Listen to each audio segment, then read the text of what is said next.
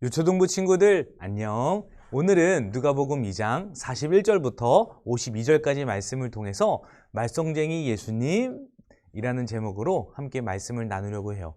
오늘 말씀을 통해서 왜 예수님께서 말썽쟁이처럼 보이시는 건지, 그리고 예수님께서 왜 그렇게 행하셨는지 우리가 말씀을 통해서 깨닫고 은혜를 나누는 귀한 시간이 되기를 바랍니다. 앞에 있는 그림을 보면 만안경을 볼 수 있죠. 만안경은 어떨 때 사용하나요? 멀리 있는 곳을 자세히 보려고 하거나 사물을 가까이 보고 싶을 때 보는 것이에요. 그렇다면 넓은 쪽으로 만안경을 거꾸로 뒤집어서 보면 어떨까요? 큰 물건도 너무나도 작게 보이는 것들을 우리가 알 수 있어요.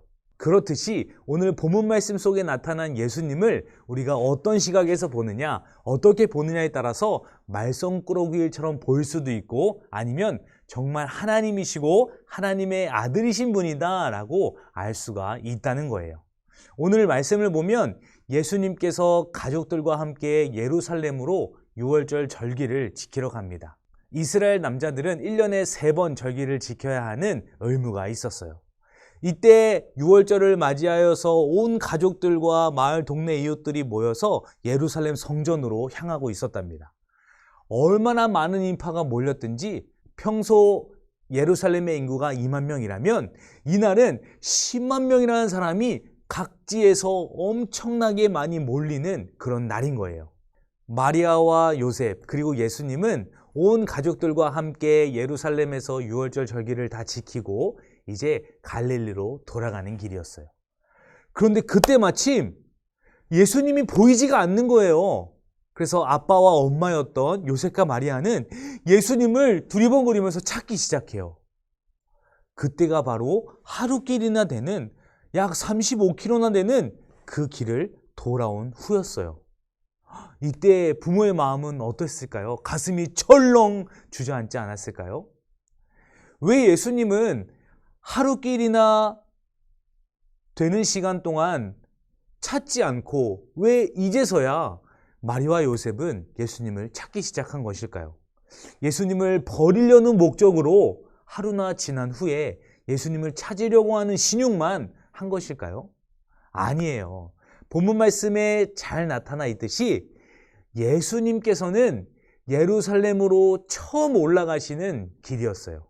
예루살렘 성전에 처음 가시는 날이었어요. 그래서 궁금한 것이 너무나 많고 예루살렘에서 행해지는 그 예식들이 너무나도 예수님이 보시기에 신비롭고 경이로웠던 거예요. 그래서 예수님은 성전 곳곳을 둘러다니면서 구경하기에 바빴어요. 많은 인파 속에서 부모님은 예수님을 놓쳤지만 걱정하지 않았어요. 왜냐하면 예수님은 12살밖에 되지 않았지만 평상시에 예수님의 총명함과 그리고 나사렛부터 예루살렘까지 함께 걸어왔던 그 모든 과정에서 예수님의 모든 총명함과 길을 아는 지식들과 그런 환경들을 생각했을 때 걱정되지가 않았던 거예요. 평상시에도 부모님의 말씀을 잘 듣고 이웃에서도 지혜가 총명한 아이다 라고 할 만큼 예수님은 바른 어린아이였기 때문이에요. 그래서 하루길을 지나간 후에 예수님을 급히 찾고 안 보이는 것을 발견한 후에 다시 예루살렘으로 가게 됩니다. 그러자 사흘 만에 찾은 예수님은 어디 있었나요? 성전 안에서 예수님이 계셨던 거예요. 사흘 길을 돌아서 열심히 예수님만을 찾기 위해서 눈물과 콧물을 흘리면서 부모님이 찾아온 것이죠. 그 성전 안에서 선생들과 랍비들과 함께 대화하고 토론하면서 주고받고 이야기를 하고 있는 예수님을 발견하게 된 거예요. 이때 당시에 예수님께서는 앉아 있었다라고 표현을 합니다. 이 유대 문화에서는 가르치는 자가 앉아 있었어요. 그리고 듣는 자들, 제자들은 서서 그 말을 경청하는 습관이 있었답니다. 우리나라는 선생님들이나 전도사님이나 목사님들이 앞에서 서 계시고 또한 청중들이나 우리 친구들은 앉아있는 모습들을 볼 수 있죠. 하지만 유대 문화에서는 그것이 반대였어요. 그런 예수님의 모습을 보고 마리아와 요셉은 어땠을까요? 찾은 것도 잠시. 얘야, 우리가 얼마나 걱정했는데 여기서 무엇을 하고 있었니? 라고 예수님께 물어본 것이죠. 그러자 예수님께서 대답을 어떻게 하시죠? 어찌하여 나를 찾으셨나이까? 내가 내 아버지 집에 있어야 될 줄을 알지 못하셨나이까? 라고 대답을 하는 거예요. 아니, 어찌 이렇게 불효할 만큼 이상한 소리를 하고 있는 예수님의 모습이 우리에게는 반감이 들고 마치 말썽꾸러기처럼 부모님의 말을 듣지 않는 어린아이와 같은 모습으로 비춰질 수 있어요. 하지만 전도사님 아까 이야기했듯이 만원경을 어떻게 보느냐에 따라서, 예수님을 어떻게 보느냐에 따라서 예수님이 진짜 하나님이신지 아니면 말썽장이 어린아이였던지 그것을 분별하고 판단할 수가 있다고 이야기를 드렸죠. 오늘 본문 말씀에 보면 예수님께서 점점점 시간이 지날수록 지혜와 키가 자라나고 하나님과 사람들로부터 사랑을 받았다, 사랑스러워졌다 라고 이야기를 합니다. 예수님은 우리가 생각하는 말썽쟁이 12살 아이가 아니었어요. 하나님의 지혜와 총명과 하나님 되심이 충분하게 있었던 분이 바로 예수님이었다는 것이죠.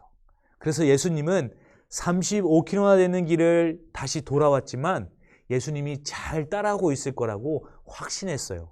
왜냐하면 예수님은 그만큼 똑똑하고 총명하고 예루살렘으로 가는 그 길을 모든 것을 다 알고 있었기 때문이죠. 도저히 예수님을 이해할 수 없을 거예요. 예루살렘에 부모님이 다 갔음에도 불구하고 혼자 머물러 있지를 않나.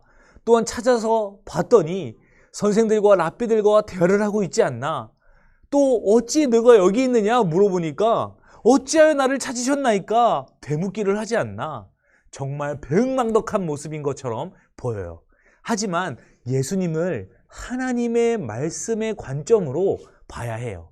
그래야지만 예수님의 말과 행동들이 이해될 수가 있는 것이죠. 예수님을 알아야지만 하나님의 뜻과 예수님의 그 가르침을 바로 알 수 있어요.